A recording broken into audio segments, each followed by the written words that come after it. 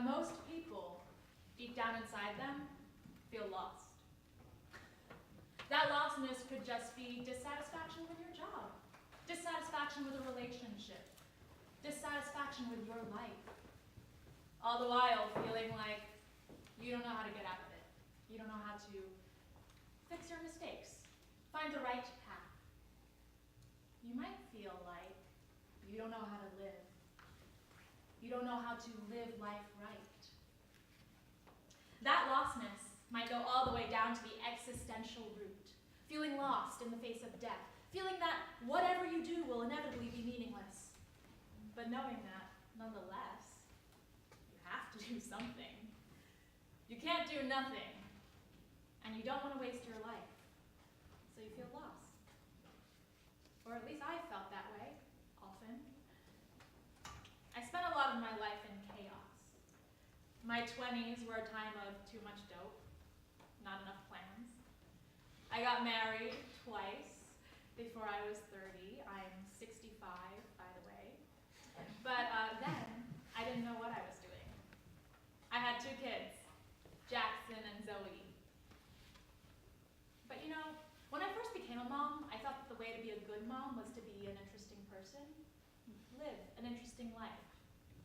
But for me, interesting meant chaos. When Jackson was little, and we were living out in Sheridan, one day I came home and he came up to me and he was crying. And he was so worried. Because he had been throwing around a baseball and he, by accident, broke a window. And my reaction wasn't to punish him. I wasn't mad. What I did was I looked at him and said, "Come on, let's break some more." And we did. Window after window with rocks, sticks, a 2x4. Crash, crash, crash. It was so wild. It was so fun. And at one point, just as we were about to heave a brick or something into one of the garage windows, I looked at him and he wasn't smiling. He wasn't enjoying himself. In his eyes, I saw terror. The terror of a world that didn't make sense. A world that didn't have rules. I saw that I wasn't giving him what he needed most, a sense of order in the world. So I tried to start again. I left their father, packed up, and moved to San Antonio. And the kids were little, 6 and 10. They got over the divorce pretty quickly, honestly. And they liked their new life there in San Antonio. And they liked their new stepdad, Rick. But I had carrying around in me, like some plague, this enormous heavy guilt and fear. That because I had done them so much harm in the past, I was doomed to keep on hurting them. So I tried to really fix my life up right. I tried to build a kind of life I saw in my parents. I saw in the people around me. And what that meant was abandoning a lot of what I had loved about life in the first place. A sense of unpredictability, creativity, fun. I was so worried about doing the wrong thing that I restricted myself to doing only those things that seemed right. And I did it. I had the new home. I had the new husband. I had the kids. But of course I wasn't happy. Of course I felt like I was living a checklist instead of a life. And so, of course I cheated on him. Of course I left him. Of course I broke the one thing I was trying so hard to make. A stable, loving home for my kids. You know, I look at my kids now, and even though they're doing okay, one just opened a restaurant, the other one's in medical school. I see the strain and mistrust they hold to me. It kills me that what should be a lifetime's accumulation of love and intimacy between a mother and her children is tinged with brokenness. They don't have a childhood home that I still live in. They don't have a stepdad who knew them when they were 12. All that stuff that I want them to come back to in me, I broke it. So, it's probably no surprise that after I moved to Michigan with my partner, Renee, after all this really hit me like a ton of bricks, I made it a point to try to figure out how a person should live their life, how I could live my life without hurting the people around me and without hurting myself. In The Hero with 1,000 Faces, Joseph Campbell dissects hundreds of mythic narratives in search of what he calls the monomyth, or universal story structure, or the hero's journey. The structure is essentially this. Ooh, going back. Sorry, technical difficulties, there you go. The structure is essentially this. You need, go, search, find, take, return, change. In other words, the circle of the hero's journey starts with a problem in the ordinary world that asks the hero to go to some dark, unknown place to gather some kind of power to change that ordinary world. The hero's journey is the journey of psychotherapy in a way, of plumbing something hard to reach inside you to find inner strength today. And that's what I did. I realized I was stuck in a cycle. Either live for myself and in my chaos hurt the people around me, or restrict myself, build the life I thought I should live, but then chafe against those restrictions until I felt forced to destroy them. And what I realized was that my problem in my time of powerlessness was that I didn't know who I was. Action is indicative of personhood. If you were trying to figure out who I am, the best way to do that would be to study my actions. And what's going to tell you the most about me are the things that really come from me, the things that I, in my full effective personhood, really do. Seeing me accidentally knock over a chair might tell you that I'm clumsy, but it doesn't tell you very much about my inner life. It doesn't tell you about who I am. But seeing me do something I really choose to do tells you something about how I think, what drives me, what I think is important, who I think I am. Think of it this way. A character appears on the screen. What do we know about her? She hasn't done anything yet. Well, we know her approximate age. We can figure something out by the way she's dressed, where she is, the people around her, but what do we know about her inner life? What do we know about who she is? Nothing. Nothing, that is, until she takes action, until she does something, and in some way, by acting, indicates who she is.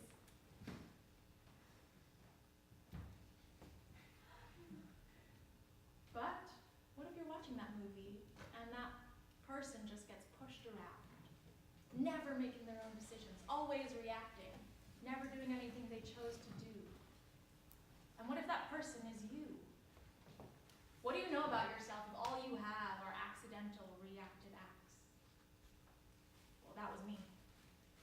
Drifting. Unknown to myself.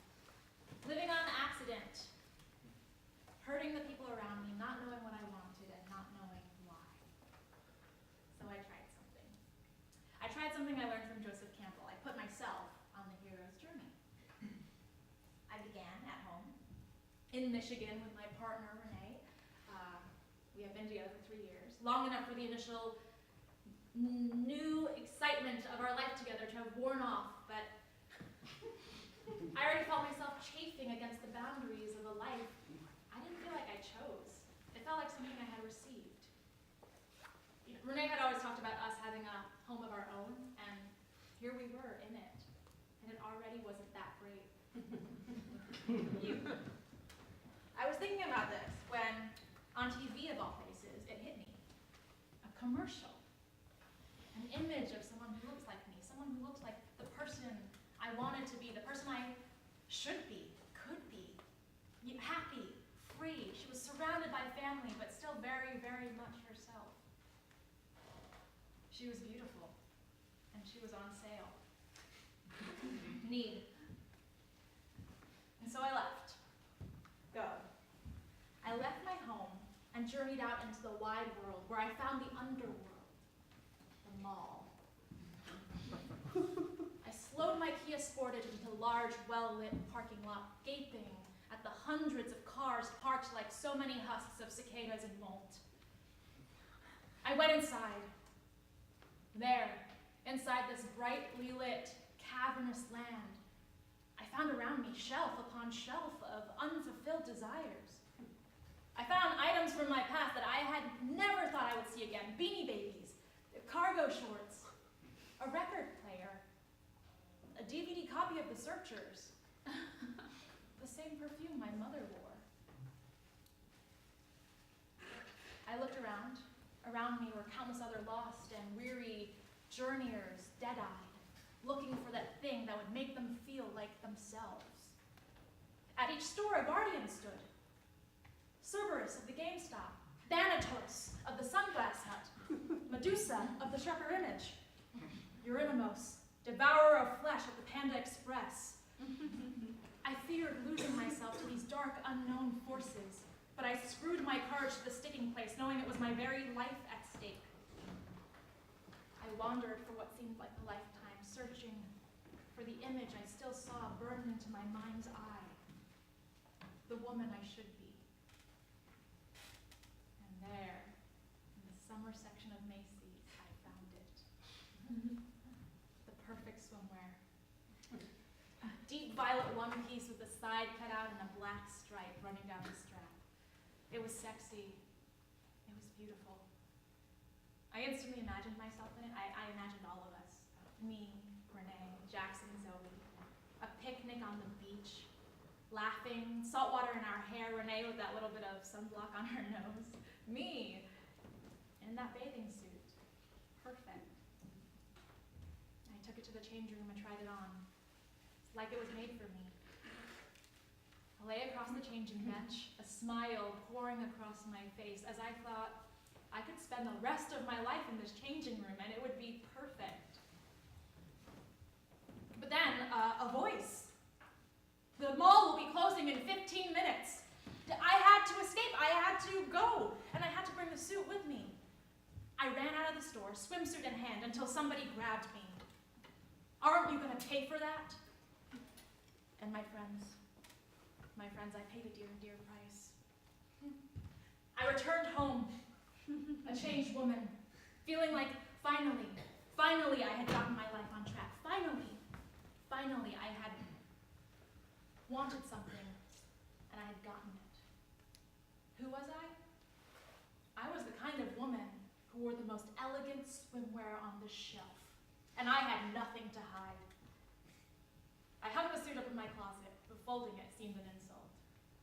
And for days on end, I would find contentment in my smallest moments, thinking of it, waiting there for me at home.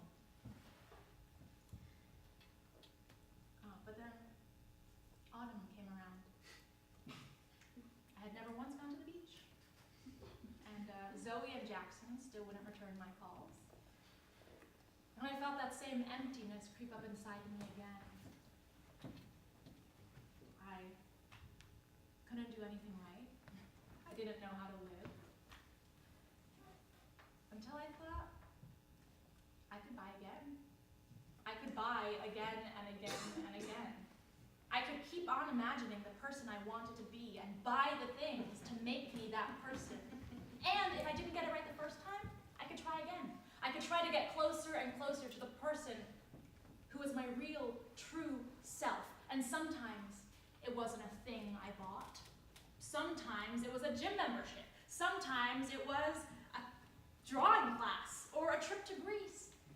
Sometimes it was a resolution that I'd volunteer at the soup kitchen or rescue an abused dog. If I wasn't living life right, I could just imagine what the right life would be and try to live that, right? But no matter what, I would always return to this same point. She knew Sure, the words were right, or most of them at least, but something about the way they felt when they hit the air was ashen. She knew there was a version in her that was right, and this wasn't it. And it was as if the longer she talked, the further and further she departed from the correct course, as if she were a bullet, shot at just a degree off its target, so that the farther it traveled, the farther it got away from where it should have been going. She had tried internally to correct, to put herself back on the right course, but she also knew that there was nothing more deadly than self-conscious self-correction in the middle of things, so she eventually, about halfway through, just resigned herself with the words, next time. Next time. I mean, not tomorrow. Not the next time she'd give this speech. She knew that this was her one shot with this audience, with this room. But next time, as in the next time she had the chance to do this exact speech, to this exact audience, at this exact room, at this exact time, in some vague version of the afterlife, or reincarnation, or something. Next time. She found these words oddly comforting in their vagueness, in the way that they helpfully disqualified this time now as just rehearsal for the real deal. Next time, she'd get it right. Next time. She'd be there. The first time the thought had ever come to her, she was in 11th grade. And she was on stage at the award ceremony of a big science fair, standing on stage next to Chris, who she had, just the biggest crush on, even though she was pretty sure that he was already making out with that other girl, Stacy, who later went into film or something. But standing there, waiting for the winners to be called, when she decided, if I hear my name, if I'm one of the winners, I'm gonna lean right over and kiss him. Full on the mouth. She resolved to do this. Thinking about it gave her strength in the anxious, taffy-like time of waiting for the winners to be called, and maybe now you can guess the rest. She heard her name. She had won 5th place, and she turned to look at Chris, and she thought, next time. And again, the metaphysics of this next time were vague at best, but in that vagueness lay their calming effect. The next time that she was here, on stage, winning 5th place next to Chris Sidman, she would kiss him. And it would be her first kiss. Ever.